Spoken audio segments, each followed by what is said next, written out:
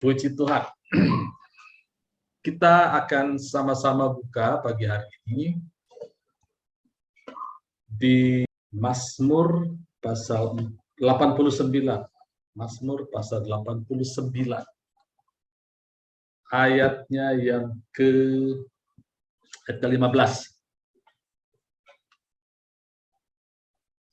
Keadilan dan hukum adalah tumpuan tahtamu. Kasih dan kesetiaan berjalan di depanmu. Dalam bahasa Inggrisnya, dalam King James dikatakan righteousness. Di keadilan di situ adalah righteousness. Ini saya baca New King James. Kalau di King James kalau tidak salah judgment. Tapi semua mengarah kepada bahasa aslinya itu adalah kebenaran dan keadilan atau justice adalah fondasi dari tahta Allah atau natural Allah, righteousness. Ya, kita sudah berapa kali belajar bahwa kita dirubah menjadi kebenaran Allah, righteousness. Supaya kita bisa diangkat bersama-sama dengan Allah, didudukan di tahta Allah. Jadi naturalnya sama. Ya. Jadi keadilan dan hukum adalah tumpuan tahtamu, artinya kebenaran dan justice dari Allah itu adalah naturalnya Allah, tahtanya Allah. Kasih dan kesetiaan berjalan di depanmu. Kata kasih di sini adalah mercy atau belas kasihan, dan truth, kata-kata kebenaran, perkataan kebenaran. Itu go before your face atau berjalan di depan. Jadi di dalam tahta Allah itu ada yang jelas ada naturalnya. Lalu juga keluar perkataan-perkataan kebenaran untuk membenarkan yang tidak benar. Nah, semua perkataan kebenaran ini itu yang disebut dengan keadilan Allah. Ya. Makanya Tuhan Yesus disebut sebagai lihat hambaku, dia akan memberitakan justice di Matius pasal 12. Dia akan memberitakan justice. Dan Tuhan Yesus sendiri mengatakan akulah jalan dan kebenaran. Kebenaran di sini bukan righteousness yang dipakai, tapi truth. Membenarkan semua yang tidak benar. Berdasarkan belas kasihan. Apa sih yang dibenarkan oleh Tuhan Yesus? Pada saat dia melihat orang buta, dia katakan melihat. Pada waktu dia lihat orang lumpuh, berjalan. Ini keadilan Allah. Bahkan waktu dia melihat orang mati, Lazarus mati, bangkit. Kemudian dia melihat banyak orang mengikut dia, belajar firman Tuhan, kelaparan, 5.000 orang laki-laki. Dia memberkati 2 ikan dan 5 roti, bisa mengenyangkan 5.000 laki-laki plus sisa. Nah, ini disebut keadilan Allah. Sekarang kita di mana? Kita buka di Efesus pasalnya yang ke-2. Tadi kita bicara tahta Allah. Tahta Allah itu adalah tempat di mana Yesus berada. Dan tahta itu posisinya di atas seluruh nama yang bisa disebut. Itu kita bisa baca di Efesus pasal 1, sebelum kita ke pasal 2. Efesus pasal 1, ayat 20 dikatakan, yang dikerjakannya di dalam Kristus, dengan membangkitkan dia, Yesus dari antara orang mati, dan mendudukan dia di sebelah kanannya di surga, di tahta Allah yang kita baca tadi. Jauh lebih tinggi dari pemerintah, penguasa, kekuasaan, kerajaan, dan tiap-tiap nama yang disebut, bukan hanya di dunia ini, melainkan juga yang di dunia yang akan datang. Jadi tahta Allah itu tinggi ya. Lalu kita di mana? Efesus 2 ayat 6. Dan di dalam Kristus Yesus, ia telah membangkitkan kita juga dan memberikan tempat bersama-sama dengan dia di surga. Jadi Bapak Ibu Saudara, yang saya mau sharing pagi hari ini adalah bahwa kita ada di tahta Allah, di mana ada kebenaran, ada keadilan di situ, ada perkataan kebenaran dan belas kasihan. Kita ada di situ, bagi kita yang percaya. Tapi pertanyaannya sekarang, kalau kita lihat di Ibrani pasal 4 ayat 16. Ibrani pasal 4 ayat 16. Sekalipun kita sudah ada di tahta Allah, Tapi tetap firman Tuhan meminta kita. Saya mau pakai kata meminta untuk supaya kita lebih mudah mengerti ya. Supaya ayat 16, sebab itu marilah kita dengan penuh keberanian menghampiri tahta kasih karunia. Dengan penuh keberanian supaya kita menerima rahmat atau mercy bahasa Inggrisnya, dan menemukan grace, kasih karunia, untuk mendapatkan pertolongan kita pada waktunya. Saudara, ketiga ayat ini mau saya sharingkan pagi hari ini. Ketiga ayat yang tadi di Mazmur 89 ayat 15, lalu Efesus 2 ayat 6, dan Ibrani 4 ayat 16, ini penting kita renungkan dalam rangka kita memperoleh keadilan dari Tuhan, dari Allah. Karena di tahta Allah, kita bukan hanya mendapat bantuan, bahkan kita tidak direken atau tidak disiapkan untuk menerima bantuan. Kita disiapkan Allah untuk menerima keadilan. Ya, Bapak Ibu Saudara tahu bedanya bantuan dan keadilan. Keadilan ini adalah menjadi cita-cita setiap bangsa, termasuk bangsa kita. Bantuan sifatnya temporal. Bantuan itu baik ya. Di dalam Alkitab penuh kata-kata bantuan. Kita harus membantu orang-orang, terutama saudara-saudara seiman kita, membantu mereka-mereka yang berkekurangan. Tapi tahukah Bapak Ibu Saudara, di dalam Tuhan kita tidak menerima bantuan saja, tapi lebih daripada itu porsinya yang terbesar adalah keadilan.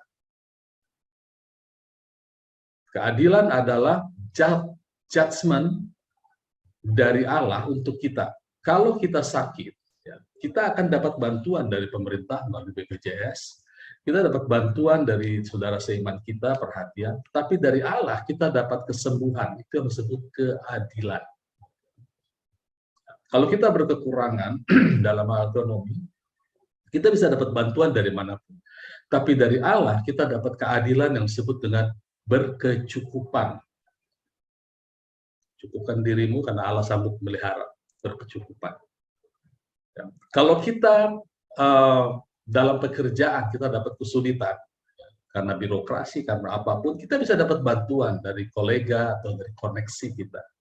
Tapi dari Allah kita akan dapat keadilan yang disebut kemurahan Allah, membuat semua yang kita lakukan berhasil.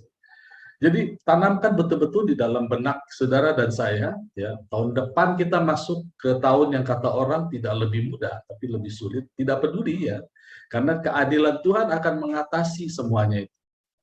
Dan di tahta Allah, di mana ada kebenaran, judgment, nah judgment ini keadilan ya, kemudian ada mercy, belas kasihan, dan truth, perkataan kebenaran, itu adalah habitation Allah, juga habitation kita. Jadi kita harus bisa mengerti ketiga ayat ini paling tidak. Nah, coba di ayat di Ibrani 4 ayat 16 kita kasih fokus perhatian lebih di sini. Marilah kita dengan penuh keberanian menghampiri tahta kasih karunia. Oke. Ya, Alkitab mengatakan kasih karunia hanya bisa diakses oleh iman, tidak dengan yang lain. Lalu kenapa muncul keberanian di sini? Keberanian di sini tidak lain, tidak bukan adalah keberanian untuk percaya, untuk beriman, berdiri di atas janji-janji Allah. Tidak mungkin ada orang berani-berani nyeleneh itu datang ke hadirat Tuhan.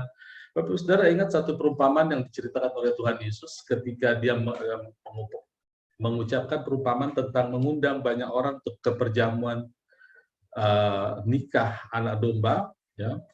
Yang diundang itu ini bicara tentang bagaimana yang pertama diundang adalah bangsa Israel ke dalam kebenaran Allah, tapi mereka banyak yang menolak.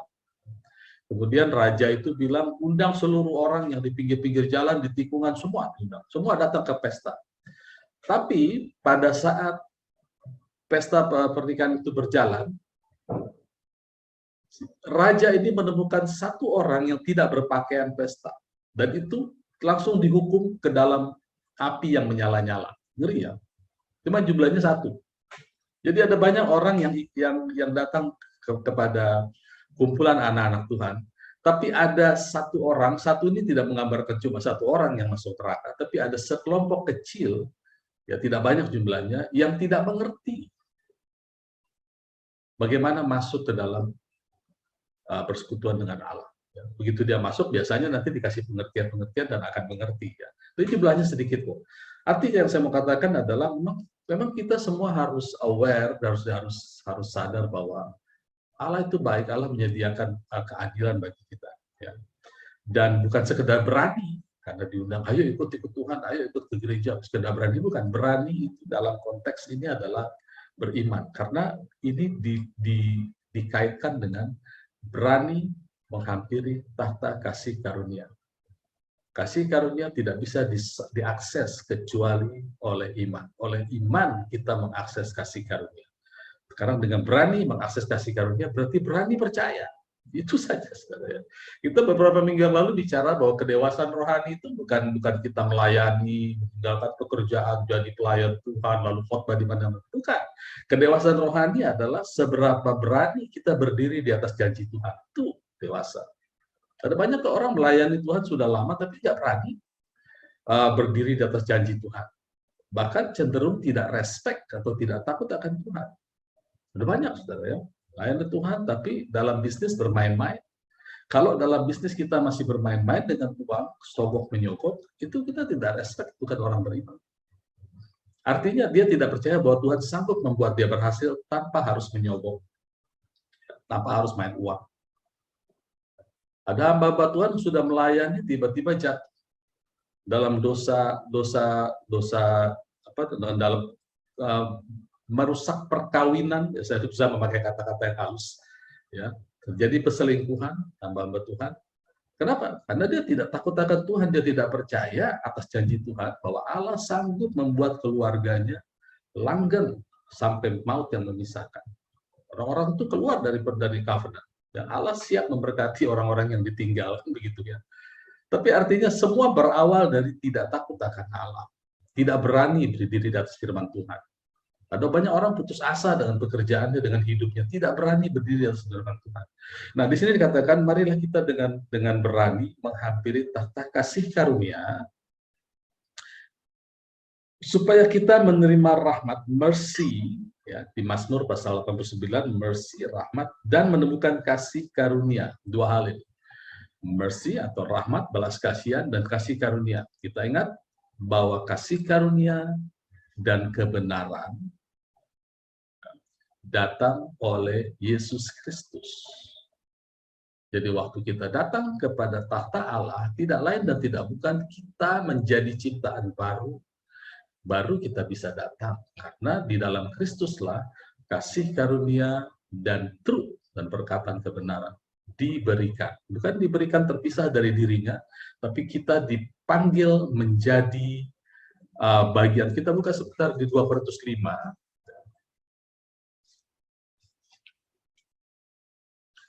Jadi ayat 17. Jadi siapa yang ada dalam Kristus, ia adalah ciptaan baru. Yang lama sudah berlalu, sesungguhnya yang baru sudah datang. Ya. Sesungguhnya yang baru sudah datang, dalam bahasa Inggris dikatakan all things become new. All things. Ya. Kenapa saya pakai bahasa Inggris? Karena dalam bahasa Inggris ada berkaitan dengan kata ayat selanjutnya. Bahasa Indonesia bilang semuanya ini dari Allah. Ayat 18, bahasa Inggris katakan all things are of God.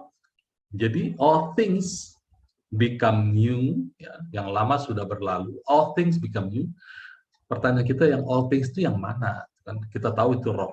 Lalu ayat 18 dijelaskan, now all things are of God. Nah, semua yang menjadi baru ini adalah Allah, dari Allah. Jadi kita harus tahu bahwa kita sudah dijadikan benar. Ada bagian kita yang disebut roh spirit kita, itu adalah roh Allah yang tinggal di dalam kita. Itu sebabnya kita bisa menghampiri tahta kasih karunia. Ketika Ibrani pasal 4 ayat 16 katakan, sebab itu Ibrani pasal 4 ayat 16 bilang, marilah kita dengan penuh keberanian.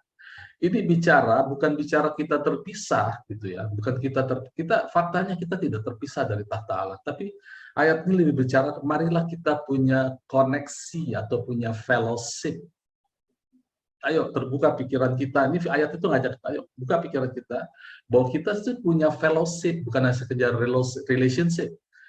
Kita dapatkan relationship ketika kita percaya, kita dijadikan ciptaan baru, maka kita didulukan di dalam Kristus, di dalam tahta Allah. Tapi tidak semua orang punya fellowship. Nah, ayat ini mengajak kita untuk punya fellowship. Beda ya, relationship dengan fellowship beda. Ya, kita dilahirkan dari Allah, kita punya relation dengan Allah, tapi belum tentu kita mau punya fellowship. Di dalam alam yang nyata juga terjadi kok ya. Seseorang anak dilahirkan oleh orang tuanya, dia punya relation, tidak bisa disangkali. Tapi belum tentu anak-anak punya fellowship yang baik dengan orang tuanya. Makanya hukum Taurat mengajarkan, ayo orang tua, ajarkanlah kepada anakmu pada waktu engkau duduk, pada waktu engkau jalan, pada waktu engkau bercakap-cakap, di setiap waktu ajarkan. Ini diajar untuk fellowship, berhubungan. Sama dengan Tuhan juga ya. Jadi Tuhan mengajak kita. Jadi di sini dikatakan, balik lagi ke 2 Korintus 5, semua itu dari Allah. Apa yang dari Allah? Semua yang baru di dalam kita itu dari Allah. Ya. Kemudian dikatakan selanjutnya, sebab Allah mendamaikan dunia dengan dirinya oleh Kristus, dengan tidak memperhitungkan pelanggaran mereka. Bagaimana Allah mendamaikan atau rekonsiliasi dirinya dengan dunia, dengan manusia-manusia. Itu hanya di dalam Kristus. Karena di dalam Kristus ada pengampunan. Kata rekonsiliasi itu artinya adalah menyamakan dirinya. Allah menjadi manusia supaya ada manusia Allah, sehingga manusia yang percaya menjadi manusia Allah. Dengan kata lain, Allah menjadi manusia supaya manusia bisa menjadi, tanda kutip, Allah. Ya. Makanya dipakai kata rekonsiliasi. Karena problemnya dosa memisahkan Allah dan manusia. Itu sebabnya ayat ini mengatakan, ayat 20, dan kami adalah utusan-utusan Kristus, seakan-akan Allah menasihati kamu dengan perantaran kami. Dalam nama Kristus, kami meminta kepadamu, berilah dirimu didamaikan dengan Allah. Sekarang, Roh Kudus melalui Paulus mengatakan, berilah dirimu direkonsiliasi dengan Allah. Artinya dengan cara apa? Nah, Allah merekonsiliasi dirinya dengan dunia dengan tidak memperhitungkan dosa. Ya. Maka sekarang Alkitab meminta, berilah dirimu direkonsiliasi dengan Allah. Dengan cara apa? Dengan juga tidak menghukum diri kita sendiri dengan memperhitungkan dosa kita. Bahwa saya manusia yang tidak layak, saya hanya manusia kecil, saya hanya orang berdosa yang diselamatkan oleh kasih karunia. Terus itu diucapkan bertahun-tahun. Kapan kita rekonsiliasi dengan Allah kalau kita masih memisahkan diri kita dengan Allah? Bahkan di Filipi dikatakan hati-hati dengan pengajaran yang sifatnya dikatakan penyunat-penyunat palsu, tapi bahasa Inggrisnya dikatakan the spirit of mutilation, memisahkan diri. Jadi jemaat dipisahkan dari Kristus, nggak boleh. Karena Allah sudah merekonsiliasi dengan tidak memperhitungkan dosa, maka kita juga berilah diri kita direkonsiliasi dengan tidak lagi memperhitungkan dosa. Apakah boleh berbuat dosa? Nggak boleh, saudara. Karena Alkitab tidak mengatakan kita boleh berbuat dosa. Nah, ini perlu kita pahami, saudara. Kita tidak boleh mengatakan sesuatu yang Alkitab tidak pernah katakan, sekalipun kelihatannya benar. Ya, Alkitab bilang begini, dosa kita diampuni, pelanggaran kita tidak diperhitungkan. Roma 4 ayat 7 dan 8. Itu kalimat yang benar, dosa kita diampuni seluruhnya. Pelanggaran kita pun tidak diperhitungkan seluruhnya. Kalau kita balik itu, kalau gitu boleh dong kita berbuat dosa, boleh dong kita melanggar Tuhan, itu tidak pernah ada di Alkitab. Kalau kita balik, maka 2 Petrus pasal 3 kalau tidak salah mengatakan, banyak orang yang tidak mengerti lalu membolak-balik firman Tuhan dan itu menjadi kebinasaan. Bagi dirinya, bagi yang membalikan, bagi orang lain tidak. Ya. Mengapa banyak orang takut sama berita kasih karunia? Karena takut manusia berdosa. Allah tidak takut.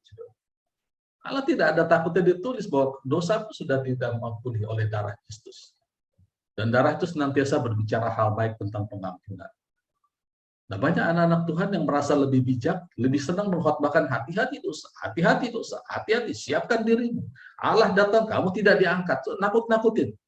Dikira dengan menakut-nakuti jemaat, maka jemaat akan berbuat baik, akan bertobat. Tidak, itu semua berasal dari iblis. Bahkan ada orang yang sekarang membesar-besarkan kesaksian, diajak Tuhan ke neraka, lalu menceritakan dahsyatnya neraka supaya orang takut. Jadi kalau ada kesaksian seperti itu, ya saya sudah beberapa kali sampaikan, itu masih ada di YouTube. Seorang wanita muda mungkin masih kuliah, gitu ya. Katanya dapat penglihatan, dia lihat di neraka banyak penyiksaan, yang melakukan penyiksaan adalah iblis. Padahal iblis adalah oknum yang disiksa di neraka. Lalu dikatakan, mengapa kamu membagikan ini? Aku harus menceritakan ini kepada orang supaya orang bertobat dan berbalik. Nah, anak ini kemungkinan besar tidak pernah baca Alkitab. Ya, mungkin dia mimpi, ya, dan terobsesi.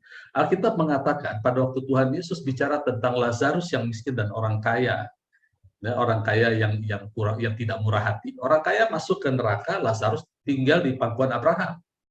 Lalu orang kaya itu kan bilang begini, tolong utus orang dari surga, atau saya lupa ya, tolong utus orang, aku masih ada keluarga lagi di bumi yang perlu mendengar kesaksian ini. Aku perlu keluarga aku masih ada di bumi. Tolong utus orang supaya mereka nggak masuk ke tempatku ini. Lalu apa kata Lazarus? Kata Bapak Abraham di situ. Dikatakan di bumi ada Taurat dan hukum para nabi. Mereka hanya perlu mendengarkan firman Tuhan. Karena sekalipun ada orang yang diutus dari neraka untuk memberitakan tentang kerajaan Allah, belum tentu mau bertobat. Nah, sekarang digembar-gemborkan ada orang lihat neraka, lalu dijadikan berita di atas mimbar. Itu sudah berlawanan dengan firman Tuhan yang disampaikan oleh Tuhan Yesus sendiri. Jadi bukan penghukuman, bukan nakut-nakutin orang ke neraka supaya orang bertobat. Tidak, kemurahan Tuhan yang membuat kita bertobat. Kemurahan Tuhan itu ada di tahta Allah. Kita ditaruh di tahta Allah supaya kita mengerti kemurahan Allah dan kita mendapatkan keadilan. Sekali lagi, bukan bantuan. Ya, sudah clear bedanya keadilan dan bantuan, ya. Hak saudara dan saya adalah mendapat keadilan Allah. Kesembuhan, kelimpahan, pemeliharaan dari Allah. Bukan sekadar bantuan. Supaya kita mendapatkan keadilan, supaya kita bisa memberi bantuan-bantuan, dan juga menyampaikan keadilan Allah kepada orang-orang banyak. Pada seluruh dunia bahkan. Oke, kita balik lagi ke Ibrani 4 ayat 16. Marilah kita dengan penuh keberanian menghampiri tahta kasih karunia, supaya kita menerima rahmat dan menemukan kasih karunia, rahmat, mercy, dan grace, dan mendapatkan pertolongan kita pada waktunya. Nah, itu Pak, kita dapat pertolongan, dapat bantuan. Nah, ini yang saya juga mau sharing sama Bapak Ibu Saudara, dan saya juga mengingatkan kita, bahwa kata pertolongan di sini bukan kata bantuan yang dipakai dalam 2 Korintus, berikan bantuan kepada orang-orang anak-anak Tuhan, berikan bantuan pada orang-orang miskin. Bukan. Kata pertolongan di sini adalah kata yang diterjemahkan dari satu pengertian yang bunyinya seperti ini. Bantuan di sini adalah tali atau rantai untuk mengikat vessel, mengikat bejana. Ya. Tali atau rantai untuk mengikat bejana. Atau sesuatu yang dipakai untuk mempersatukan, mengikat, mempersatukan. Dengan kata lain begini, kalau kita datang ke hadirat Tuhan dengan iman, dengan dasar firman Tuhan, kita percaya bahwa Dia adalah penolong kita, Dia adalah Allah kita, Bapa kita yang baik, maka kita akan diikat dengan tali kasih yang membuat kita senantiasa satu dengan pencipta kita. Nah, satunya kita dengan pencipta, tali ini, ya, atau ikatan ini membuat kita mendapatkan keadilan Allah. Apapun yang kita perlukan, itu kita mendapat supply langsung dari Allah. Sifatnya bukan sementara, tetapi terus mengalir terus. Itu yang disebut keadilan. Ya. Jadi seharusnya, saudara, idealnya adalah bahwa setiap anak-anak Tuhan yang terikat dalam satu gereja Tuhan, dia mendapatkan keadilan Allah dalam ekonomi, dalam hubungannya dengan sosial dan segala macamnya. Dan itu sifatnya bukan sementara, tapi terus-terusan. Ya, terus-terusan. Kalau sakit disembuhkan, kalau berkekurangan dicukupkan. Nah, keadilan ini disebut dengan satu yang sifatnya divine justice. Jadi kita jangan puas dengan bantuan-bantuan, tapi kita harus cari apa yang menjadi milik kita. Semua ini kita dapat melalui pengenalan akan Allah. Jadi keadilan ini adalah janji-janji Allah yang mengalir di dalam hidup kita. Semakin kita berani berdiri di atas janji-janji Allah, semakin kita menikmati keadilan-keadilan Allah, bukan bantuan-bantuan Allah, ya. Keadilan-keadilan Allah. 2 Petrus mengatakan, dengan kita berlimpah akan pengenalan akan Allah, kita akan memperoleh, akan berlimpah dengan kasih karunia. Dengan jalan ini kita bisa mendapatkan seluruh janji-janji Allah. Maka kita harus berani datang.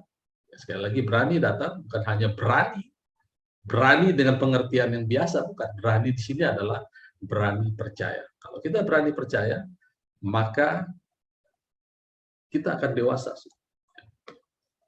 Berani percaya dewasa. Nah, sekarang saya mau ulas sedikit mengenai kedewasaan, karena kita sudah 3 minggu ini bicara soal kedewasaan, tidak salah ya. Di Ibrani memang dikatakan, Ibrani pasal 5 kalau tidak salah, ayat 12, sebab sekalipun kamu ditinjau dari sudut waktu, sudah seharusnya menjadi pengajar, kamu masih perlu lagi diajar asas-asas pokok dari pernyataan Allah. Dan kamu masih memerlukan susu, bukan makanan keras. Ya, bahasa Inggrisnya, kamu masih perlu milk, dan bukan, jadi ada kata dan, ada kata sambung dan, bukan solid food atau meat, makanan keras. Nah, saudara, apakah iya bahwa makanan keras itu dan susu itu adalah sesuatu pilihan bagi kita? Kita mau susu atau makanan keras? Ternyata Alkitab tidak mengajarkan seperti itu. Karena di 1 Petrus 2 ayat 2 bicara seperti ini. 1 Petrus 2 ayat 2. Dan jadilah sama seperti bayi yang baru lahir, yang selalu ingin akan air susu yang murni dan rohani. Jadi ternyata justru Alkitab katakan kita harus selalu ingin susu. Mengapa? Jadilah seperti bayi yang baru lahir, yang selalu ingin air susu yang murni, yang rohani, supaya olehnya kamu bertumbuh dan beroleh keselamatan. Jadi susu itu selalu kita perlu. Tapi tanpa kita bergerak, tanpa kita melakukan, karena susu itu adalah semua pengajaran atau semua pengenalan akan Allah. Tidak ada gereja yang menurut saya, yang dikonfirmasi juga dengan beberapa hamba Tuhan yang saya ikuti, bahwa tidak ada gereja yang tidak mengajarkan susu, yang mengajarkan makanan keras itu nggak ada. Ya. Oh, zaman saya dulu ada orang-orang yang mengklaim mereka mengajarkan makanan keras, tapi isinya marah-marah. Jemaat dimarah-marahin, lupa baca Alkitab dimarahin, gitu ya. Datang terlambat gereja dimarahin, itu mereka mengatakan itu makanan keras, bukan? Ya, itu hanya karakter pembicaranya aja yang memang suka marah-marah, gitu ya. Tapi pengertian susu di sini adalah pengajaran yang murni firman Allah yang disebut dengan perkataan iman. Sementara perkataan makanan keras adalah melakukan dari apa yang kita dengar. Karena yang paling tepat menerjemahkan makanan keras, solid food, atau meat, ya, makananku, makanan keras itu adalah Tuhan Yesus. Nah, Tuhan Yesus mendefinisikan makanannya dia, makanan dia ya. Dia bilang gini, makananku adalah melakukan kehendak Bapa. Kapan dia ucapkan itu? Konteksnya apa? Pada saat dia berbicara dengan seorang wanita Samaria di pinggir sumur, lalu dia bercakap-cakap tentang Mesias, tentang orang benar akan datang menyembah dalam roh dan kebenaran. Lalu murid-muridnya datang bawa makanan. Dia tawarkan kepada Tuhan Yesus bilang, aku sudah kenyang. Lalu murid-muridnya bilang, siapa yang kasih dia makanan? Tuhan Yesus jawab, makananku adalah melakukan kehendak Bapa. Ya. Dengan kata lain saya simpulkan begini, setiap kita mendengarkan pengajaran yang dari Alkitab yang murni, ya, tidak dicampur dengan konsep manusia, maka kita mendapatkan susu yang murni. Tapi kalau kita berani berdiri di atas janji Allah itu yang kita dengarkan itu, maka kita menjadi pelaku firman, kita makan makanan solid, makanan keras, solid food. Jadi solid food itu bukan menerima makanan atau pengajaran yang marah-marah sifatnya, bukan. Tapi solid food adalah kita melakukan firman, sama seperti Tuhan Yesus. Makanan itu adalah melakukan kehendak. Bagaimana sih melakukan kehendak firman Tuhan? Yang paling utama adalah mengucapkan firman, mengucapkan janji-janji. Tapi Pak, janji Tuhan banyak yang nggak masuk akal. Itu sebabnya Ibrani 4 ayat 16 katakan, mari dengan berani kita ucapkan, jadikan itu habit. Karena itu adalah habitation Allah. Di Mazmur dikatakan bahwa semua itu adalah habitation. Natural Allah itu adalah kebenaran, perkataan kebenaran. Nah, jadikanlah habitation kita juga. Waktu kita mengucapkan janji-janji Allah atas hidup kita, memberkati hidup kita, memberkati anak-anak kita, itu yang disebut dengan kita menjadi dewasa di dalam Tuhan. Ya. Menjadikan habitation Allah juga habitation kita. Itu perlu effort. Perlu effort, saudara. Perlu usaha. Makanya dikatakan labor to enter the rest. Berusahalah untuk masuk resting. Berusahalah untuk punya habit yang sama. Tidak mudah, tidak mudah khawatir, tidak mudah takut. Ada satu ayat saya baca dari pagi, bagus sekali. Ada hubungan antara hikmat, terus saya buka dulu. Tentang takut akan Tuhan dan keadilan. Apakah ada hubungannya? Ternyata ada. Mazmur 103 ayat 17. Mazmur 103 ayat 17. Tetapi kasih setia Tuhan dari selama-lamanya sampai selama-lamanya atas orang yang takut akan Dia, dan keadilannya bagi anak cucu. Takut akan Tuhan berarti takut untuk mengatakan sesuatu yang bukan dari Allah. Bahkan kalau kita mau baca tentang takut akan Tuhan, dan mungkin ada yang merasa dalam kehidupan, ya kita sama-sama mengoreksi diri dengan firman Tuhan. Ya. Ada yang merasa kok saya belum mengalami berkat Tuhan. Ya, saya coba searching kata takut akan Tuhan di Amsal saja, ya, saudara. Di Amsal saja, takut akan Tuhan itu ada di seluruh Alkitab dan itu kudus, ya, itu suci, itu baik, Tuhan suka. Ya. Kata takut di sini adalah respect, menghormati. Jadi waktu kita ada di hadirat Tuhan, kita tahu kita ada di hadirat Tuhan, lalu Tuhan bilang, ayo dengan berani datang ke tahta kasih karunia. Nah, kita harus punya sikap respect atau takut akan Tuhan. Nah, takut akan Tuhan, Amsal 1 ayat 7 adalah permulaan pengetahuan. Tetapi orang bodoh menghina hikmat dan didikan. Lalu Amsal 1 ayat 29,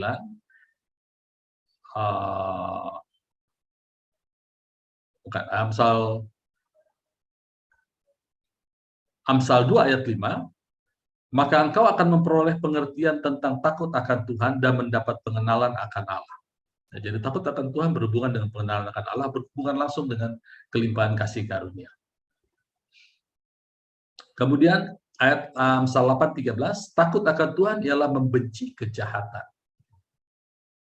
Aku benci kepada kesombongan, kecongkakan, tingkah laku yang jahat, dan mulut penuh tipu muslihat.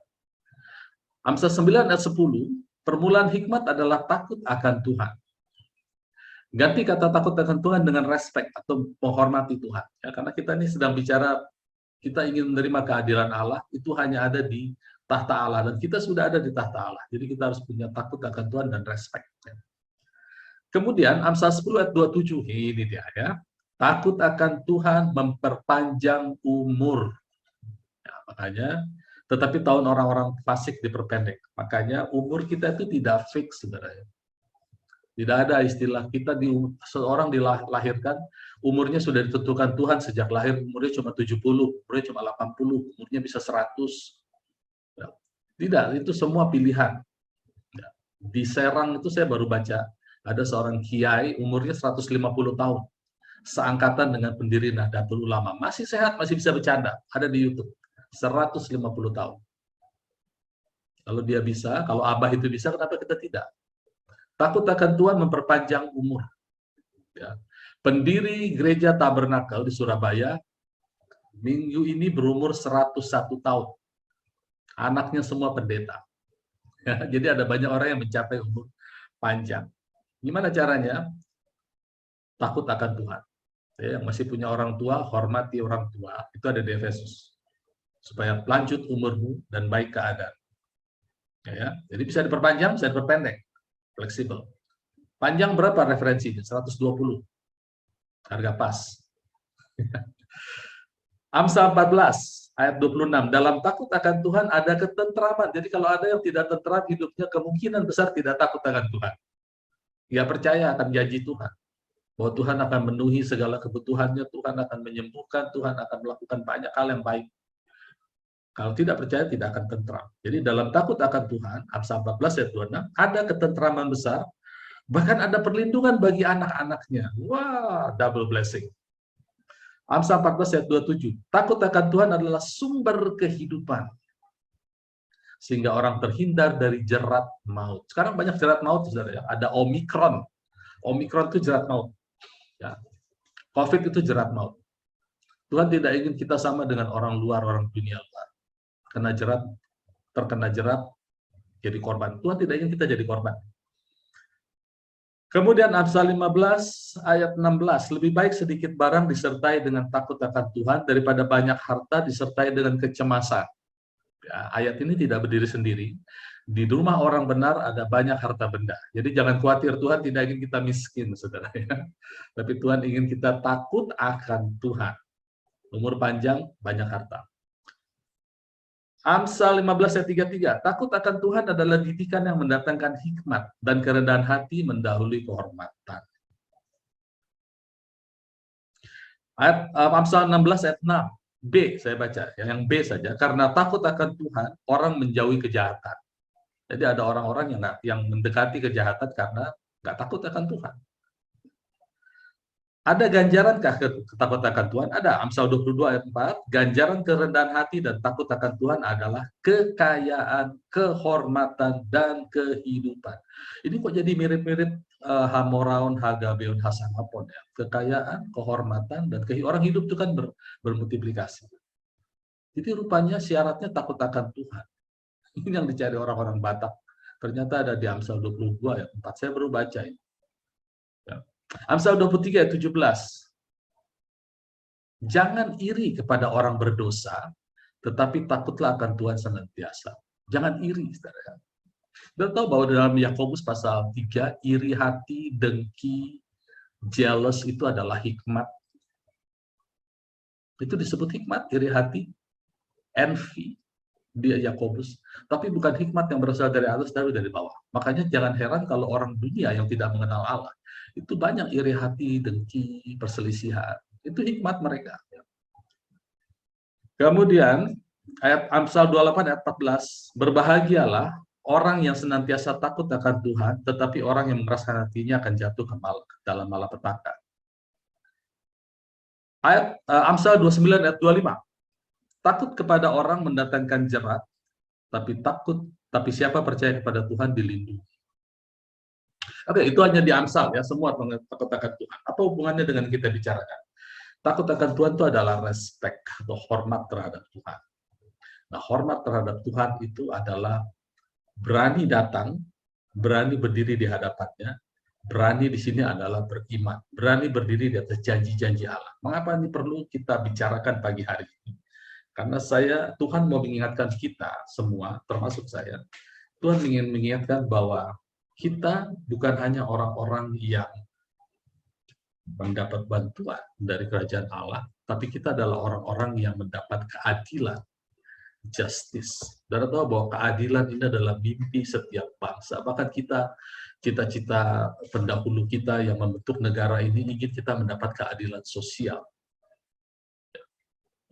Cita-cita negara kita, semua rakyat mendapat keadilan sosial. Nah, ini sulit sekali dibentuk karena terjadi perselisihan. Akhirnya keluar ada bentuk-bentuk bantuan sosial. Ya, dibikinlah departemen sosial lewat pengantara-pengantara. Tapi yang negara inginkan adalah keadilan sosial, bukan sekedar bantuan sosial. Nah, keadilan sosial ini hanya bisa dibentuk kalau rakyat Indonesia atau pemerintah Indonesia bisa mengelola semua sumber daya alam, lalu dikelola dengan baik dan berurusan dengan orang-orang jujur. Ini yang lagi dipertimbangkan, yang diperjuangkan, berurusan dengan orang-orang jujur, nol korupsinya tidak ada, bisa ditekan seminim mungkin sehingga seluruh rakyat bisa mendapatkan keadilan. Ini adalah kerja keras negara. Nah, Bapak Ibu Saudara dan saya itu ada di kerajaan Allah yang sumber dayanya tidak perlu lagi dikelola oleh kita, karena Tuhan yang memelihara negeri ini. Itu kata janji Tuhan kan. Satu negeri yang dipelihara oleh Tuhan, dan itu mensuplai semua kebutuhan kita dan memberikan kepada kita keadilan atau justice kerajaan Allah. Oleh karena itu, saudara, tahun ini, tahun depan, mulai hari ini sampai tahun-tahun ke depan, saudara, mari kita sama-sama berani datang ke hadirat Tuhan. Berani di sini sekali lagi bukan nyeleneh ya. Berani di sini maksudnya berani berdiri atas janji firman Tuhan dan minta keadilan Tuhan supaya kita dipenuhi dengan segala keadilan Tuhan dalam kesehatan kita, dalam keluarga, dalam pekerjaan, dalam apapun. Harapkan Tuhan lebih dari yang lain.